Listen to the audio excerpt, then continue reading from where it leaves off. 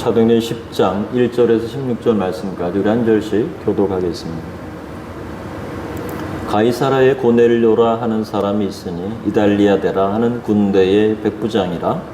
그와 상관하여 온 지방과 더불어 하나님을 경외하며 백성을 많이 구제하고 하나님께 항상 기도하더니 하루는 제9시쯤 되어 환상 중에 밝히 보매 하나님의 사자가 들어와 가로되 고넬료야 하니 고넬료가 주목하여 보고 이르되 주여 무슨 일이 있다. 천사가 이르되 내 기도와 기대가 하나님 앞에 상달되어 기억하신 바가 되었으니 네가 지금 사람들을 요바에 보내어 베드로라 하는 시몬을 청하라. 그는 모자장이 시몬의 집에 있으니 그 집은 해변에 있다. 마침 말하던 천사가 떠나매 고넬료가 집안 하인 둘과 부하 가운데 경건한 사람 하나를 불러 이 일을 다 이루고 요바로 보내내라. 이틀날 그들이 길을 가다가 그 성에 가까이 갔을 그때에 베드로가 기도하려고 지붕에 올라가니 시간은 제6시더라. 그가 시작하여 먹고자 하매 사람들이 주세할 때에 황홀한 중에 하늘이 열리며 한 그릇이 내려오는 것을 보니 큰 보자기 같고 네 귀를 메어 땅에 들이웠더라.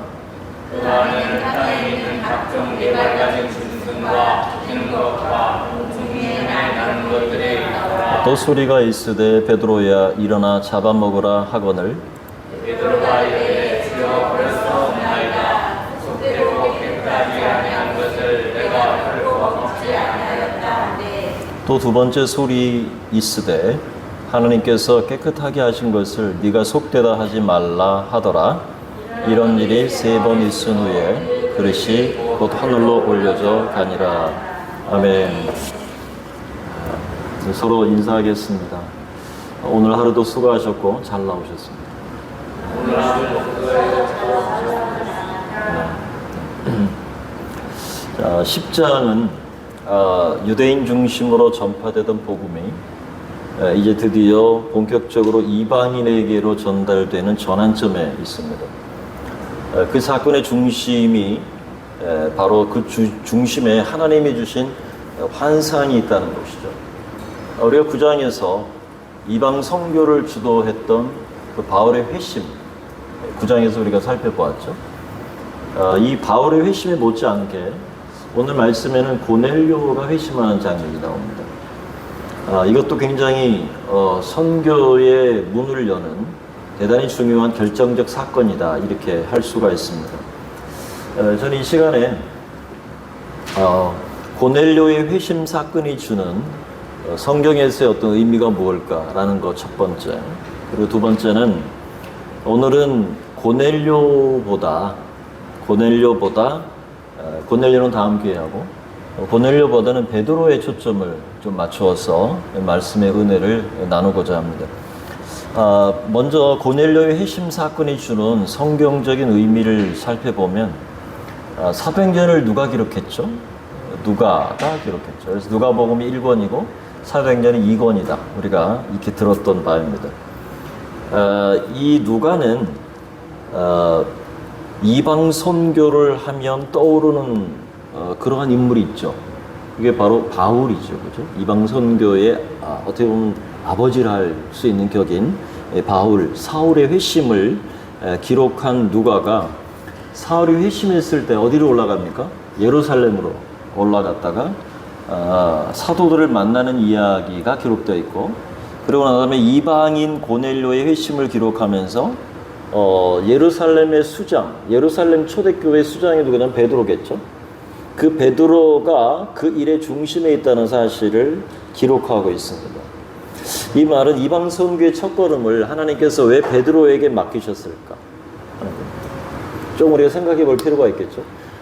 바울이 이방 선교의 아버지, 이방인을 향해서 복음을 들고 갔던 바울이 선교의 아버지라고 생각할 수 있는데, 왜 이 시점에 하나님께서는 왜 이 고넬료의 회심 가운데 베드로를 중심에 기록하고 있을까 하는 겁니다. 오늘 저하고 여러분이 나누고 싶은 이야기가 이 부분에 있습니다. 이방 선교의 첫걸음을 베드로에게 맡기시는 하나님, 그렇다면 왜 하나님께서 베드로에게 이방 선교의 포문을 열게 하셨는가? 그 이유를 오늘 말씀의 14절에서 볼 수가 있는데요. 그럼 14절의 말씀에 보면 이방인은 속되고 깨끗하지 않다. 이렇게 누가 얘기합니까? 베드로가 얘기하고 있죠. 이방인은 속되다. 그리고 깨끗하지 않습니다. 이건 뭐냐면 오랜 시간 동안 베드로가 갖고 있던 뭡니까? 고정관념입니다. 그죠? 고정관념과 편견이죠. 이것을 하나님께서, 다시 말해서 주님께서 베드로의 이 편견을 깨시기 위해서 고넬료라고 하는 이방의 사람, 그 사람 가정에 회심이 일어나는데 바울이 아니라 그 중심에 베드로를 슬그머니 밀어넣으신다. 그래서 다시 말해서 베드로가 오랜 시간 동안 가지고 있던 편견과 고정관념을 깨는 일이 중요했기 때문에 오늘 이 말씀 속에서 베드로가 고넬료의 회심에 마치 주인공처럼 등장하고 있다는 겁니다. 어쩌면 고넬료의 회심보다도 먼저 되어야 될 것이 뭐냐면 바로 베드로의 판단을 뒤집는 겁니다. 주님께서는 앞으로 이 베드로의 사역, 다시 말해서 고넬료 회심의 사건을 통해서 그 이후에 예루살렘 교회에 보고를 할 때 이방인에게도 구원의 문이 열렸다라고 하는 소식을 베드로가 전하거든요. 그러니까 그러한 관점에서 볼 때 고넬료의 회심보다 사실은 베드로의 이 어떤 판단, 고정관념을 뒤집는 것이 우선순위였다는 거죠. 자, 우리가 앞에서 9장에서 살펴본 것처럼 욥바에 내려가서 어떤 여인을 일으킵니까? 다비다를 일으키죠. 그죠? 그래서 다비다 쿰, 달리다 쿰. 이건 소녀야 일어나라. 다비다, 죽은 다비다를 향해서 다비다야 일어나라. 다비다 쿰, 달리다 쿰. 그래서 이런 의미를 가지고 지금 베드로는 과부를 다시 살아나게 했었죠. 앞에서 바로 우리가 지난 시간에 보았죠. 이 일로 많은 사람들이 예수님을 믿는 역사가 일어났고 그 후에 욥바에 예수님을 믿는 시몬이라고 하는 가죽 세공업자, 성경에 말하면 무두장이, 그죠?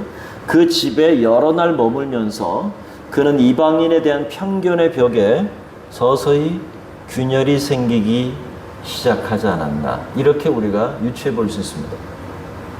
왜냐하면 이 무두장이 시몬은요 그리스도인이었을 가능성이 많습니다.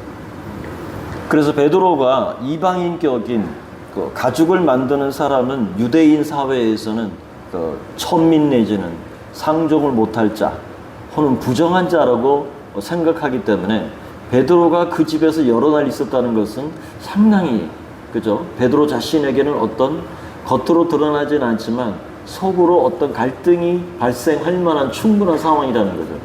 이것에서부터 주님께서는 베드로의 마음을 서서히 만지고 계신다는 거예요. 자, 그러면서 오늘 고넬료 사건은요, 사도행전 13장에서부터 본격적인 이방의 선교의 문을 여는 결정적 사건이 됩니다. 왜냐하면 13장에 가면 이제 바울이 복음의 전면에 나서게 되거든요. 그러면서 예루살렘을 시작해서 1차 선교 여행, 2차 선교, 3차 선교까지 쭉 이어나가는 것이 기점이 사도행전 13장인데 그 전에 바로 이 고넬료 사건이 본격적으로 이방인에게 문이 열려지는 첫 결정적 사건이 고넬료 사건인데 그 중심에 베드로가 있었고 바로 이 이야기의 주제를 무엇으로 잡냐면 환상이라고 하는 모티브를 쓰고 있습니다. 자, 하나님께서 고넬료의 마음을 여시고요, 그를 새로운 영적 세계로 인도하시기 위해서 그에게 환상을 통해 다가가셨습니다. 자, 그리고 동일한 방법으로 똑같이 이제는 누구에게 가시냐면 주님께서 베드로에게 가셔서 동일한 환상이라고 하는 모티브로 베드로를 만나고 계신다. 자, 한 사람은 고넬료로 환상을 통해서 천사를 보게 되고, 그 다음에 베드로는 환상을 통해서 하늘에서부터 내려오는 기이한 일을 보게 된다는 거죠. 두 개가 환상이 겹치고 있어요. 근데 이 겹치는 것 속에서 그렇다면 왜 주님은 베드로에게 이런 환상을 통해서 하나님 자신의 뜻을, 예수님의 자신의 뜻을 알려주고자 하셨는가 하는 거예요. 자, 오늘 본문은요, 고넬료가 환상을 본 후에 욥바에 보내는 장면이 나와요. 그죠? 지금 베드로가 어디 있어요? 욥바에. 누구 집에? 무두장이 집에. 여러 날 머물고 있었잖아요. 그죠? 그러니까 고넬료가 환상을 보고 그 욥바에 사람을 보내게 되고, 그때 당시 말씀을 시몬이를 청하라라고 하는 거죠. 주의 천사가 나타나서 욥바에 보내어 베드로라는 시몬을 청하라. 이 말씀을 듣고 사람을 보내는 장면이 소개되고, 그 가이사라에서부터 욥바까지는 약 50km. 그때 당시 지금이야 차가 있으면 뭐 1시간 좀 넘게 잡아서 갈 수가 있겠지만, 그때 당시에 50km라고 하는 것은 거의 꼬박 새서, 그죠? 날이 그냥 한 오후 3시쯤 출발해서 그 다음날 아침쯤 걸어서 도착해야 될 그러한 먼 거리라는 말이죠. 그들이 베드로에게 가는 동안 가이사라에서 욥바로 사람을 보냈으니까 하루 종일 가는 동안 거의 욥바에 도착할 즈음에 무두장이 시몬의 집에 유숙하고 있던 베드로가 6시 기도 시간에 지붕에 올라가는 거예요. 그러니까 이게 지금 보세요. 동시에 일어나고 있는 거예요. 그죠? 이미 고넬료에게 나타나신 빛의 천사가 시몬이라고 하는 사람을 청하라. 이렇게 얘기하니까 사람을 보냈어요. 50km 떨어지니까 밤새도록 가야 되죠. 그죠? 그 다음날 아침에 이 베드로는 그 욥바에 있는 베드로가 6시 기도 시간에 지붕에 올라가서 배가 고프니까 사람들이 이제 밥을 지어 주려고 준비하는 가운데 갑자기 주님께서 베드로에게 환상을 보이시는 겁니다. 여기 보세요. 고넬료가 보낸 사람들이 오고 있습니다. 그리고 6시쯤에 그러니까 베드로가 앉아서 지붕에 올라가 있는 즈음에 거의 저 올 때쯤에 환상을 보게 만드는 거예요. 그래서 환상이 딱 끝나고 나면 그들이 딱 마주치는 거예요. 그래서 가이사라로 내려가는 장면이 나오거든요. 근데 그것을 보면 보세요. 배가 고파서 사람들이 밥을 지어주려고 준비하는 동안에 주님께서 그에게 환상을 보여주시는데 하늘이 열립니다. 갑자기. 지붕에 서 있는데 하늘이 확 열리면서 뭔가 한 그릇이 내려오는 것을 보게 됩니다. 자, 환상 속에서 하늘이 열리고 큰 보자기 같은 그릇이 땅에 내려오는 것을 보게 됩니다. 자, 여기서 주제는 뭐냐면 정결과 부정입니다. 정한 것과 부정한 것. 자, 레위기에는 정한 것과 부정한 것을 나누셨어요. 그죠? 그래서 정한 것을 음식뿐만 아니라 정한 것이 무엇인지를, 그 다음에 부정한 것이 무엇인지를 율법은 이미 선언하고 있는데 그러한 정과 부정에 관한 이야기를 지금 환상을 통해서 베드로에게 지금 도전하고 계시는 거예요. 자, 그런데 그 안에 보니까 네 발 짐승, 땅에 기어 다니는 것, 그 다음에 공중의 새들로 모두가 유대인들이 생각할 때 부정하다고 생각하는 것들이 그 그릇 안에 가득 차 있는 거예요. 자, 주님이 말씀하셨습니다. 뭐라 그럽니까? 잡아먹어라. 그러니까 베드로가 화들짝 놀랍니다. 주여, 그럴 수 없습니다. 저는 어릴 때부터요, 속되고 깨끗하지 않은 그러한 음식을 제가 결코 먹지 않았습니다. 베드로는 당연한 겁니다. 왜? 난 한 번도 먹어보지 않았으니까, 먹지 않았으니까. 그런데 두 번째 소리가 있었습니다. 주님이 뭐라 그러셨냐면 주께서 깨끗하게 하신 것을 네가 속되다 하지 말아라. 이렇게 얘기합니다. 자, 지금 관점은 누가 깨끗하다고 명하신 거예요? 하나님께서 깨끗하다고 하는데 왜 네가 부정하다고 얘기하느냐라고 도전하는 거예요. 그러니까 여러분, 베드로가 지금 거짓말하는 것이 아니죠. 지금 베드로가 거짓말하는 게 아니에요. 왜냐하면 진짜 속된 것은 베드로가 먹지 않았어요. 그의 삶을 통하여 증거하노니 나는 결단코 부정한 것을 먹지 않았습니다. 이렇게 된 거죠. 여러분, 베드로가 지금 거짓말하지 않고 여러분 진짜로 자기는 그렇지 않았다는 거예요.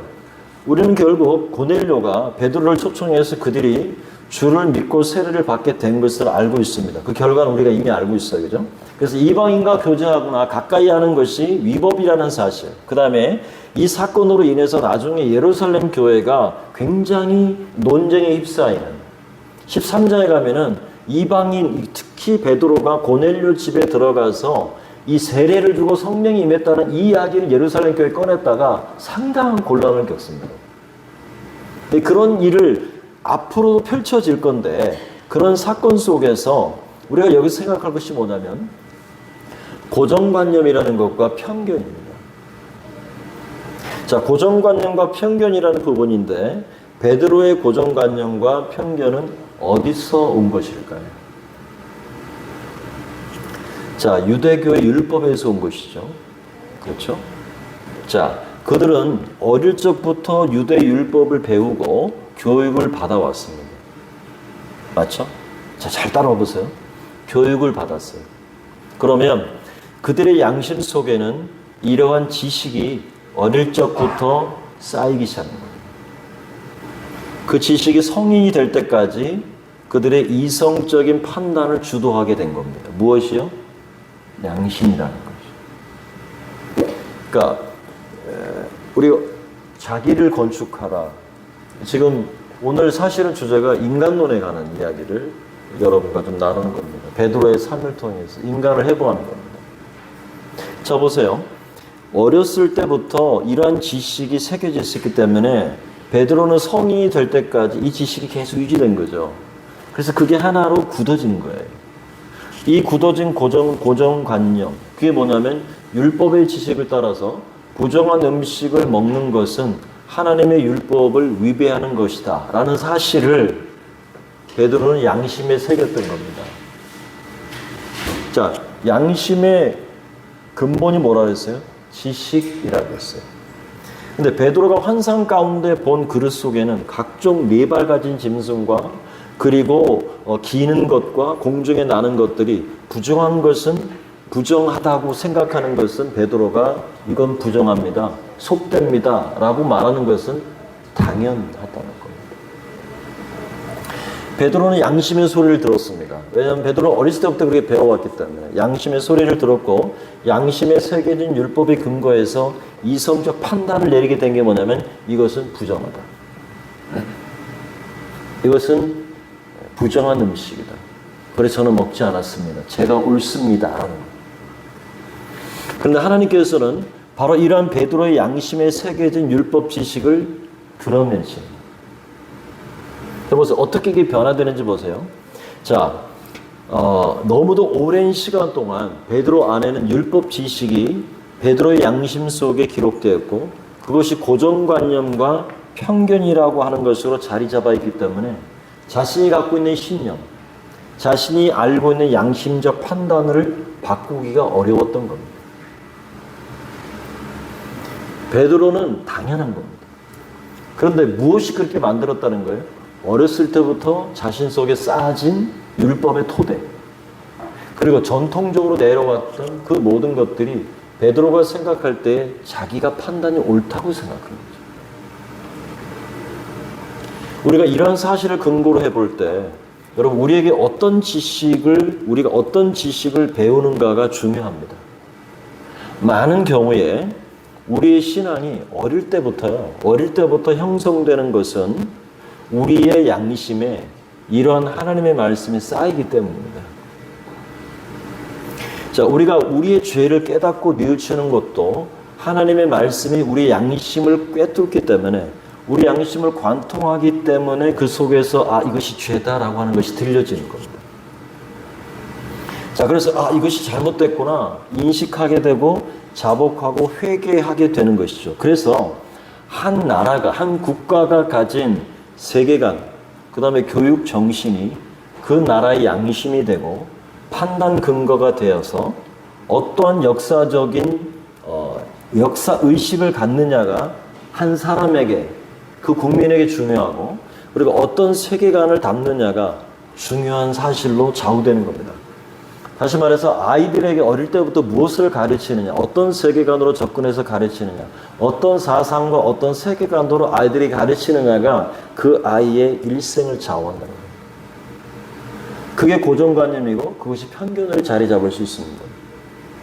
자, 우리가 어렸을 적부터 아이들에게 하나님 말씀을 읽고 들리게 하는 이유가 바로 이 양심에 바른 진리가 쌓여서 바른 판단, 이성적 판단을 할 수 있도록 도움을 주기 위한 겁니다. 그래서 뒤틀려진 양심이 아니라 바른 양심이 어릴 때부터 잘 자랄 수 있도록 우리는 아이들을 바르게 가르쳐야 되는 이유가 되는 겁니다. 자, 그래서 아이들의 교육이 중요하고요. 한 나라의 교육부가 중요한 것입니다. 그런데 최근 한국의 교육은 너무나도 세속적이고요. 너무나도 악의적이고요. 너무나도 반기독교적인 그러한 스탠스를 취하고 있습니다. 요즘에 우리나라의 아이들 윤리, 도덕성을 가르치지 않습니다. 그리고 벌써 어릴 때부터 아이들의 성적 동향을 파악하게 하고 그 성에 대한 인식을 일깨워줍니다. 왜 어릴 때부터 그렇게 해야 되나요? 왜? 이유가 뭡니까? 저는 묻고 싶은 거죠. 당신이 원하는 건 도대체 뭡니까? 교육부가 갖고 있는 생각은 도대체 뭡니까? 그 아이들에게 무엇을 심어주고자 하는 겁니까? 여러분, 대한민국을 바로 세우고자 하면은요, 반드시 이 뒤틀린 역사 의식이나 거짓 역사를 쇠뇌시키면 아이들이 그런 색깔로 물드는 겁니다. 이건 너무 중요하기 때문에 목회자로서뿐만 아니라 우리 그리스도인들이 깨어 있어야 합니다. 특히 다음 세대나 이 대한민국의 영광 발전을 위해서 어떠한 세계관을 갖느냐가 너무 중요합니다. 그래서 영국의 철학자이면서 정치 사상가인 존 로크는 이렇게 말했습니다. 어린아이는 백지와 같아서 어떤 인간이든지 만들 수 있다. 이해가 되세요? 다시 한번 들려드릴게요. 어린이는 백지와 같아서 어떤 인간이든지 만들 수 있다. 칼 유응은요, 어린이는 마음이 도화지와 같다 그랬어요. 그래서 무엇을 그리느냐가 그 아이의 인생을 결정한다 그랬어요. 지금 이게 연결이 되는 걸 느끼세요? 베드로가 갖고 있던 고정관념이 오늘 주님이 그에게 도전하고 있어요.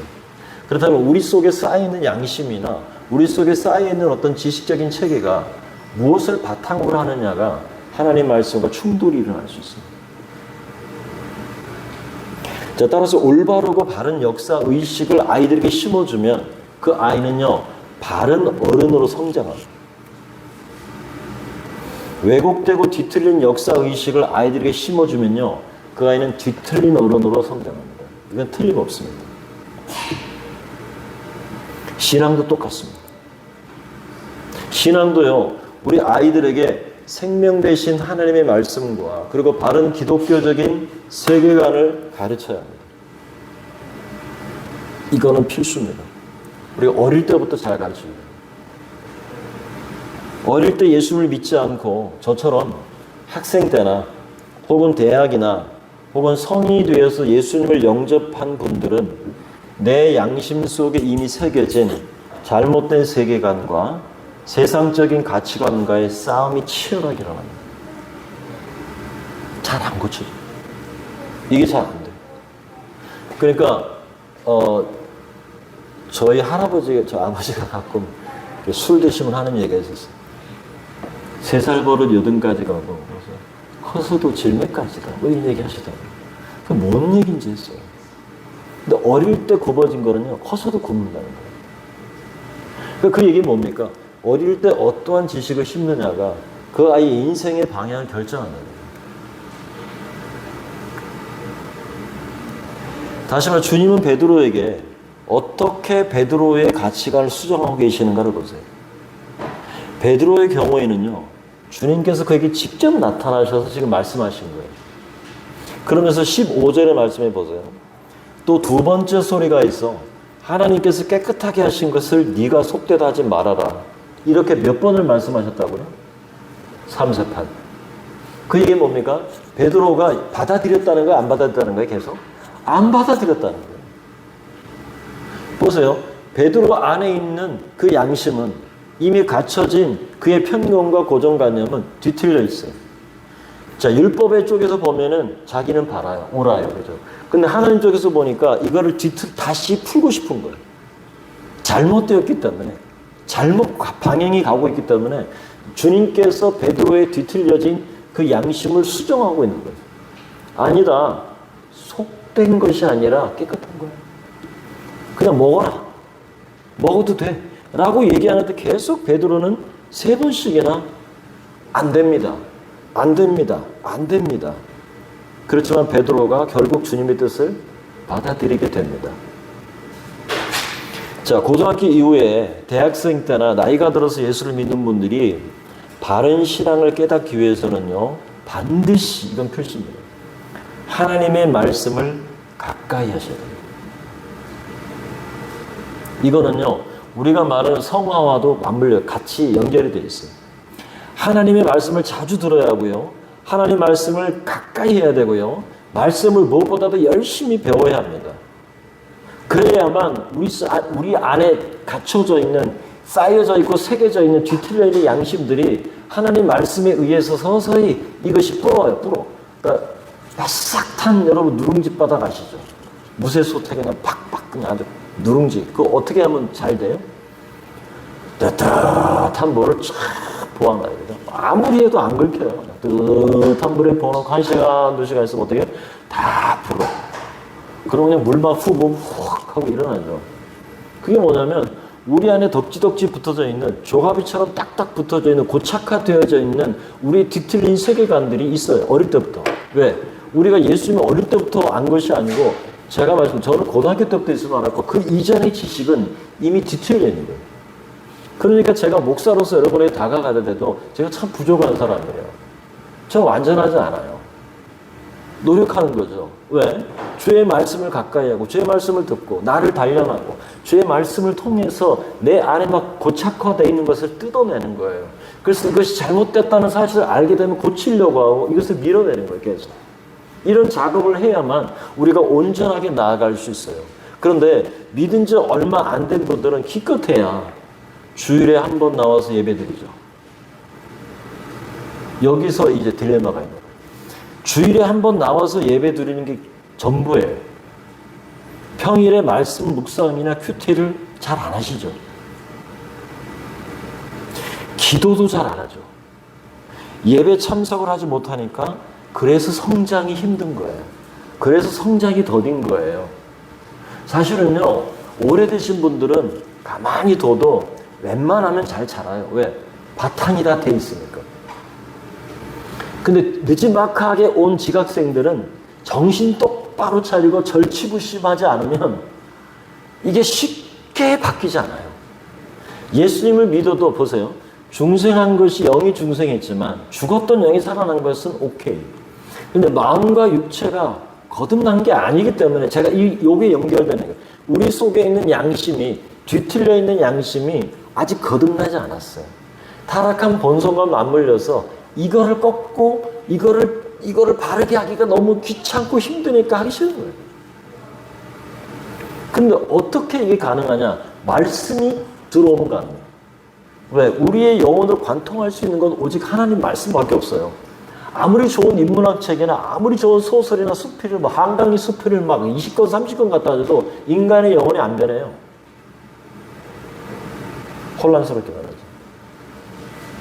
마음에 자꾸 어떻게 이렇게 표현할 수 있단 말인가, 이 정도는 하겠죠. 근데 자기 영혼을 막 그냥 흔들고 자기 영혼을 막 그냥 도전을 주고 어찌할까 막 고통스럽고 막 주님 앞에 벌벌 떨면서 막 회개와 눈물이 쏟아지는 건요, 세상에 그 못지 아닙니다. 오직 하나님 말씀밖에 없는 거예요. 그래서 초신자일수록 말씀을 자주 듣게 해줘야 되고, 왜? 믿음은 어디서 난다고요? 들으면서 들어야 되는 거예요. 그러니까 죄송한 말씀이지만 아이고 잘 오셨어요. 주일 하나 모르는 게 아이고 잘 오셨어요. 뭐 궁뎅이 팡팡하고 그러고 싶어요. 근데 저는 그것만이 아니야. 자기 일상 속에서 하나님의 말씀 좀 더 가까이 할 수 있도록 말씀을 듣는 기회를 자주 만들어야 되고, 심지어는 큐티도 해야 되고, 안 돼서 기도도 한번 해보도록 하고, 이래야 주님과 점점 가까이 하면서 하나님 말씀이 자꾸 내 안에 들어오고, 이런 성장을 이루다 보면은 말씀을 부지런히 읽고 공부하고 하나님 말씀 듣고 설교도 듣고 배우고 하면서 하나님의 지식이 내 안에 점점 양심에 차오르면서 내 속에 있던 세속적 가치관과 세계관들이 점점 불어가지고 둥둥둥 떠오르는 거예요. 거기다 계속해서 보면 어떻게 돼요? 그것들이 내 양심 밖으로 밀려오는 거예요. 하나님의 말씀이 가득 채워지면요, 세속적인 가치관과 세속적인 어떤 지식들이 밖으로 밀려가요. 그때서부터 이 말씀을 기준으로 해서 이성적 판단을 바르게 내렸으니 그게 온전하게 되는 거예요. 근데 왜 대부분 그렇지 않느냐? 자기 거를 포기 못하는 거예요. 지금 보세요. 베드로가 고넬료의 사건을 앞에 두고 안 굽히는 거예요. 자기 속에 지금 이 화석화되어 있는 율법으로 생각하면 이건 아닙니다. 주님이 말씀하신 데 줘서 아니라고 대드는 베드로의 강심장을 한번 보세요. 왜 그렇습니까? 그 안에 새겨진 이미 양심, 지식을 기반으로 한 양심이 꽉 찼습니다. 그리스도인으로서 변화된 삶의 초점은 뭐냐면 내 양심 속에 하나님의 말씀을 계속 채워야 돼요. 그러면 내 안에 있는 세계관이 점점 흔들리기 시작하고요. 아, 이게 잘못됐구나. 아, 이러면서 교정을 해 나가는 거야. 하나 둘씩 하면서 내가 점점 내 안에 바른 지식. 자, 따라해보세요. 진리 지식. 진리 지식이 내 안에 차오르면 그저서야 비로소 우리가 바른 판단을 하고 바른 양심을 가지고 우리가 나아갈 수 있게 되는 거예요. 자, 주님은요, 베드로 양심에 굳어져 버린 율법을 물에 불리고 막 휘젓고 그것들이 막 그냥 흘러 넘치도록 한 번도 아니고 두 번도 아니고 세 번에 걸쳐서 그냥 직접 가르쳐 주시는 거예요. 주님이 직접 베드로에게. 그게 뭡니까? 베드로가 굴복하는 거예요. 왜요? 주님의 말씀이니까. 똑같은 원리예요. 우리 어린아이들, 우리의 신앙생활의 성장은 다 여기 있어요. 다시 말해서 우리가 어떻게 sanctification을 이루어가느냐는 결국 하나님 말씀 앞에 자신이 순종하느냐 그렇지 않느냐가 결판 나는 거예요.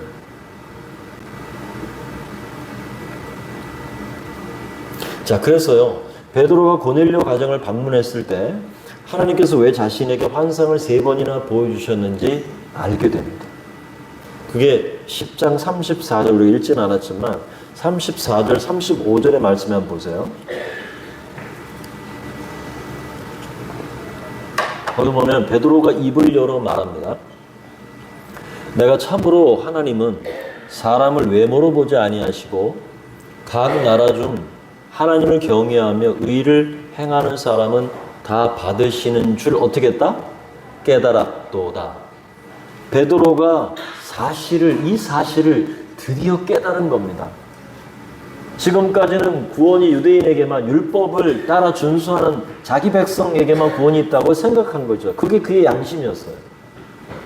바울도 그러한 양심이 순간 변하니까 주님을 증거하는 자로 바뀌었다고 얘기했죠.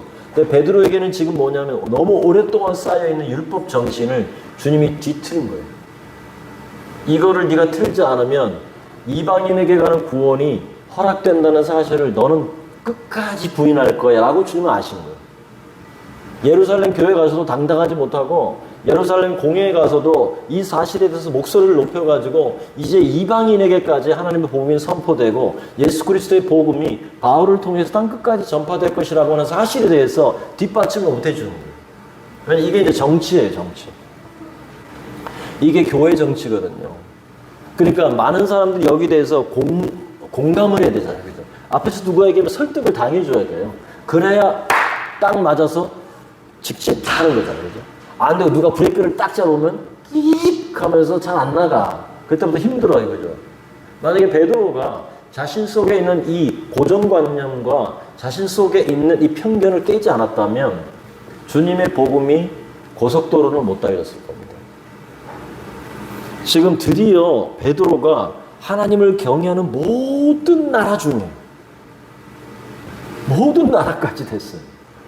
그러니까 베드로에게 있어서 놀라운 변화가 일어난 거예요. 베드로는 놀라운 의식의 변화가 있어진 거예요. 그걸 깨달았으니까.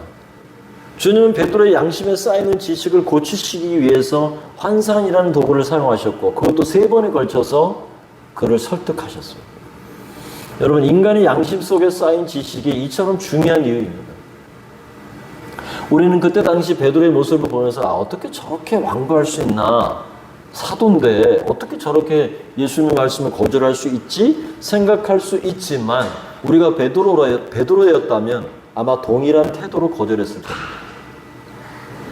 받아들여지지 못하는 거죠. 베드로의 양심 속에 새겨진 유대적 사고가 보여주신 환상을 거절할 만큼 강력했다는 거예요.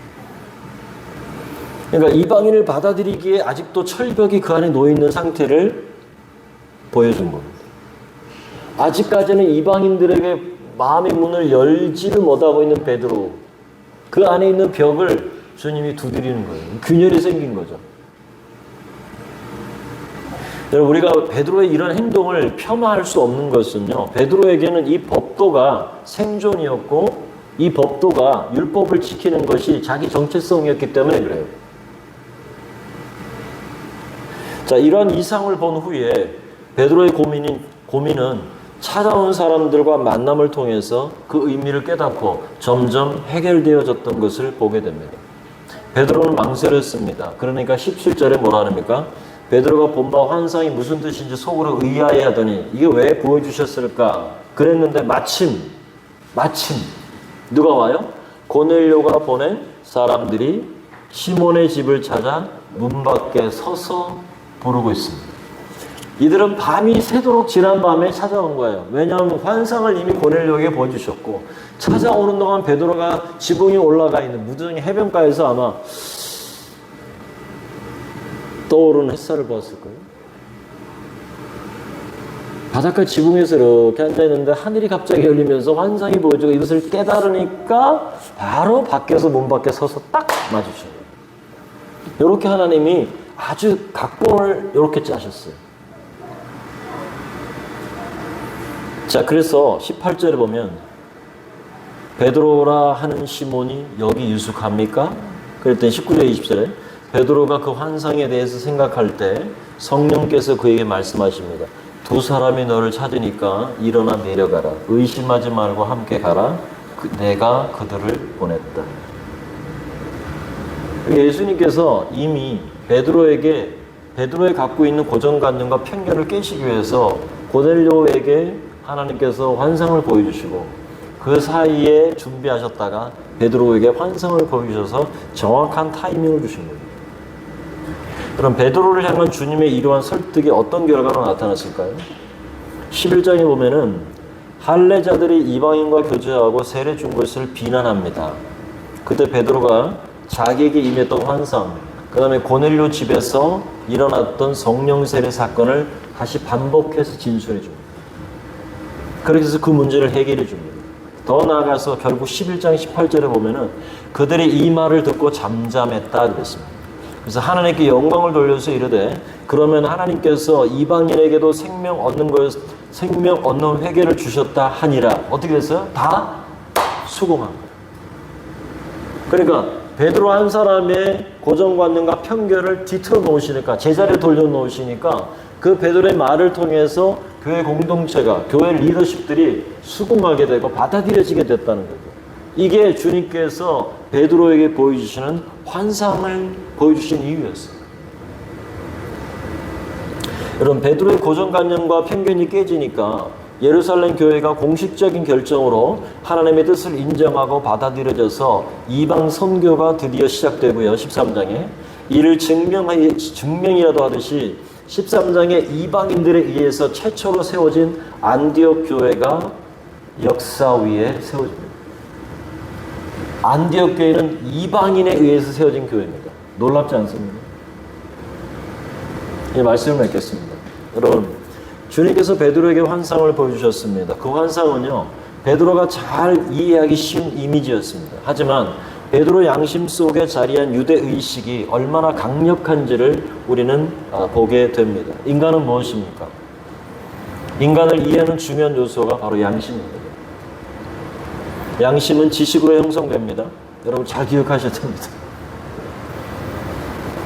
양심은 지식으로 형성이 되는데 베드로는 유대인으로서 어릴 적부터 율법과 유대주의 사상을 배우며 자랐습니다.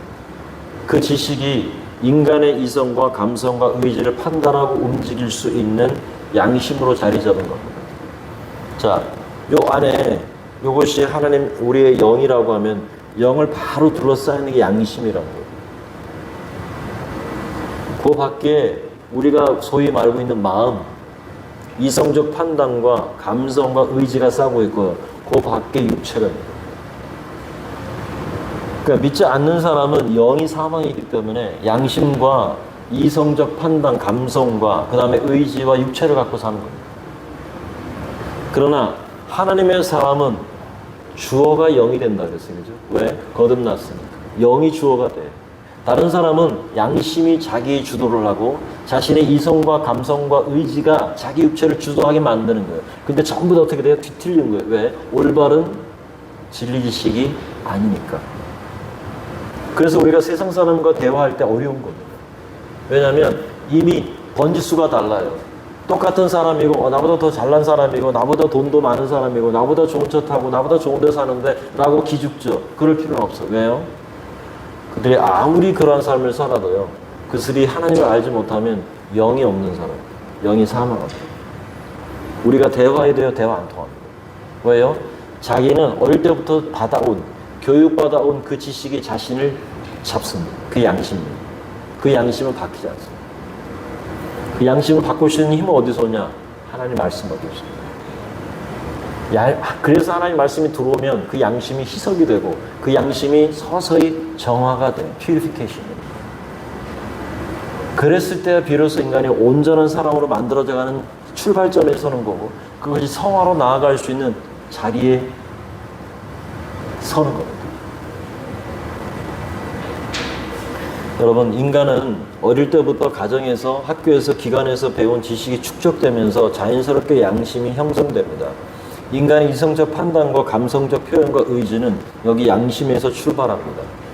자, 여러분, 이 말이 좀 어렵지만 이 말에 제가 여러분과 오늘 나누는 이 이야기를 잘 새기시면 인간을 이해하는 데 너무 도움이 됩니다. 그리고 우리의 아이들에게 무엇을 가르쳐야 하고 우리 아이들에게 어떠한 진리 지식을 가르쳐야 하고 우리 성도들은 무엇으로 그들의 삶을 교정할 수 있을지를 해답을 찾게 됩니다. 근데 하나님의 말씀이 들어가지 않으면 절대 성화가 일어나지 않습니다. 자기가 갖고 있는 그 편견과 고정관념이 그 일생을 지고 갑니다. 그래서 우리가 말할 때 그러지 않습니까? 저 사람은 10년을 믿어도 20년을 믿어도 30년을 믿었는데 어떻게 저렇게 한결같이 바뀌지도 않고 자기 고집대로 사느냐. 하나님의 말씀이 작동을 안 하니까. 그게 답이에요. 자, 여기 있는 분들 대부분이 모태신앙에 어렸을 때 혹은 젊은 시절 혹은 나이가 들어서 예수 믿고 새 사람이 되었습니다. 중생에서 거듭난 하나님의 자녀는 성화라는 목표를 향해 나아가게 됩니다. 그런데 그 성화를 이루기 위해서는 작동하는 이성적 판단과 감성과 의지는 모두 어떤 지식을 바탕에 뒀는가 혹은 어떤 양심을 기초하고 있는가에 의해서 결정됩니다. 오늘 예수님께서 베드로에게 환상으로 다가오셔서 하늘로부터 내려오는 보자기 모양의 그릇을 부정한 음식을 담아주심으로 말미암아 베드로 속에 쌓이고 새겨진 이방인에 대한 편견과 고정관념을 깨트리시고자 하신 겁니다. 그 양심에 바른 지식이 새롭게 담겨져야만 이방인을 구원하시고자 하는 하나님의 뜻이 이루어질 수 있는 것처럼 오늘 우리의 이성적 판단과 감성과 의지를 바르게 사용하기 위해서는 절대적으로 우리의 양심을 하나님의 지식으로, 하나님의 진리 지식으로 이 말씀을 반복적으로 읽고 듣고 새기는 과정이 있어야만 가능합니다. 따라서 우리는 하나님의 진리 지식이 우리 양심에 차고 넘칠 수 있도록 말씀을 읽고 듣고 배우는 일에 최선을 다해야 될 줄로 믿습니다. 여러분, 이방인을 향한 베드로의 편견과 고정관념, 그리고 세상을 향한, 그리고 교회를 향한 우리의 편견과 고정관념이 정말로 산산조각나고 온전한 하나님의 뜻이 우리 내면에 가득 찰 수 있도록 여러분, 우리의 시선과 열정을 다해서 우리 진리 지식인 말씀을 읽고 듣고 묵상하고 매일매일 말씀을 먹고 잘 소화해서 우리의 마음을 교정하고 하나님 뜻을 이루어드리는 그러한 삶이 될 수 있기를 주의 이름으로 축원합니다. 아멘. 우리 말씀을 생각하면서 잠시 한번 기도했으면 합니다. 오늘 왜 예수님께서 베드로에게 환상으로 다가오셨을까? 베드로가 바뀌지 않으면 이방 선교에 대한 이해가 막힙니다. 그래서 베드로 속에 있는 고정관념과 편견을 예수님이 도전하셨고, 그 편견과 도전은 말씀에 의해서만 꺾일 수 있습니다. 그럼 우리가 갖고 있는 편견과 고정관념이 혹시 무엇인지 여러분 가운데 있으십니까? 하나님 말씀에 걸림돌이 되고 하나님 뜻을 이루게 걸림돌이 되는 그 무엇이 편견이 있는지 모르겠습니다. 오늘 말씀을 우리가 생각하면서 생각나는 것들이 있다면 우리 자신은 하나님의 말씀 앞에 나를 굴복하고 내 의지와 내가 지금까지 쌓아왔던 지식, 내가 갖고 있는 고집과 아집 혹은 내가 갖고 있는 그 양심이 그것을 주장해서 하나님 뜻을 순종하지 못하게 하는 것들이 있다면 이 시간 우리 자신을 돌아보면서 주님의 말씀 앞에 순종하게 하고 주의 말씀으로 채워지는 삶을 통해서 우리가 바른 판단과 또 바른 행동을 통해서 주님의 뜻을 온전히 이루어갈 수 있는 개인과 우리 교회가 될 수 있게 해주십시오. 이 말씀을 생각하면서 다 같이 기도하며 나아가도록 하겠습니다. 기도합니다. 하나님 아버지 은혜를 감사합니다. 우리의 삶을 아시죠? 우리의 너무나 연약하고 부족한 저희들입니다. 하나님 아버지 어릴 때부터 주의 말씀과 하나님 말씀으로 양육받고 하나님 훈련받은 사람들조차도 세상적인 지식과 세상 속에서 오는 그러한 하나님 잘못된 세계관과 가치관들이 자리 잡아 하나님 뜻과 하나님 말씀 앞에 갈등하고 그 속에서 주의 말씀보다는 세상의 가치관과 고정관념에 내 마음을 빼앗겨서 하나님 뜻을 이루지 못하는 내 삶을 때문에 보게 됩니다. 하나님 아버지 오늘 베드로를 찾아오셔서 우리가 환상 가운데 만나는 주님이 베드로가 갖고 있던 편견과 고정관념을 깨어야만 했고 그것을 통해서 하나님의 구원이 이방인에게도 하나님 평안하게 전파하고 있다는 사실을 하나님 알리시기 위해서 베드로에게 도전하시고 베드로에게 환상을 보여주셨는데 아버지 하나님 베드로가 하나님 뜻을 깨닫고 주의 말씀 안에서 새로운 하나님 도전과 아버지 말씀의 진리를 깨닫는 것을 통해서 이방인을 향한 하나님의 마음을 깨닫게 하신 것처럼 우리 오늘 시대 가운데 하는 사람에게 하나님 말씀을 진리하는 우리 속에 하나님 가득 채워졌어. 우리 아버지 때묻고 우리 아버지 하나님의 더럽고 우리 속에 수많은 것들이 아버지 하나님 뒤틀린 문 속에 연거이실 때 주의 말씀 앞에 하나님 아버지 비춰주고 그 말씀 앞에 도전받고 있으며 그 말씀 앞에 세워지고 도전되어지는 진리 지식이 우리의 마음 가운데 있으므로 은혜도 하여 주시옵소서. 예수 이름으로 기도합니다. 하나님 아버지 은혜를 감사합니다. 오늘 고넬료 가정을 방문하신 주님, 그에게 환상을 보여주셨고 또 베드로에게 환상으로 나타나셔서 베드로에게 도전하셨습니다. 베드로는 자기가 어릴 적부터 가져왔고 그리고 배워왔고 길들여왔고 마음속에 갇혀있던 새겨졌던 그 아버지 양심의 기반으로 주님 부정한 음식을 먹지 않겠다라고 고백했습니다. 어찌 보면 베드로는 지극히 정상적인 결정이었습니다. 그럼에도 불구하고 하나님께서는 바른 지식을, 진리 지식을 베드로에게 도전하시고 이방인에게도 하나님의 복음이 편만하게 이루어질 것을 깨우치시기 위하여 다가오셨습니다. 하나님 아버지 베드로의 삶을 교정하시고 베드로에게 참된 진리 지식을 하나님 깨닫게 하심으로 말미암아 이방 선교의 물꼬를 트게 하시고 이어지는 하나님 그 바울의 사역 속에 예루살렘 초대교회의 수장으로 아버지 하나님의 그 책임감을 가지고 이방 선교를 선포하는 놀라운 역사를 이뤄냈던 것처럼 오늘의 이 시대를 살아가면서 어릴 때부터 우리가 우리 속에 갖춰져 왔던 그 지식이 오늘의 양심을 좌우하고 세상을 판단하고 나아가는 삶의 기준점이 되어 왔는데 아버지 하나님 그것이 오히려 하나님을 때로는 거역하고 때로는 하나님의 진리를 우리가 아버지 방해할 때가 많습니다.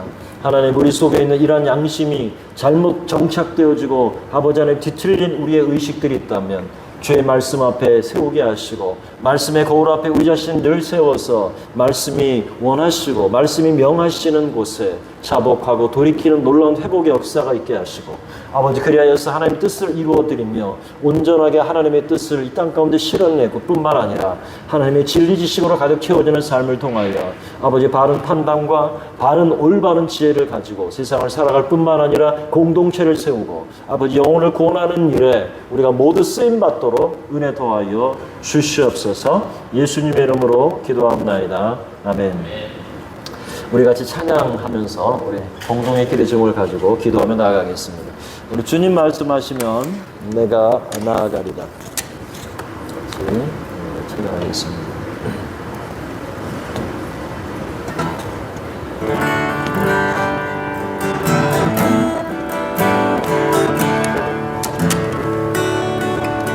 주님 말씀하시면 내가 나아가리라.